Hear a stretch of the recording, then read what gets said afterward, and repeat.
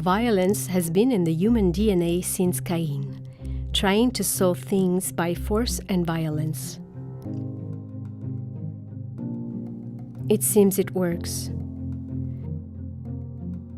Thanks to the media, we see violence around us everywhere and every day.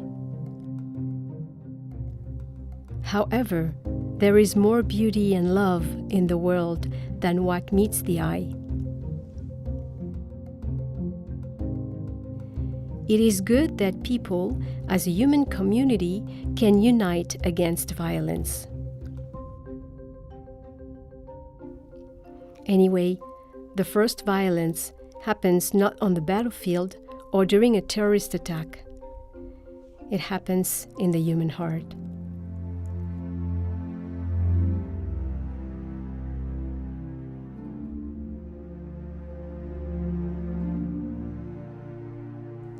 Let's pray for peace in the world, but especially for peace in our hearts.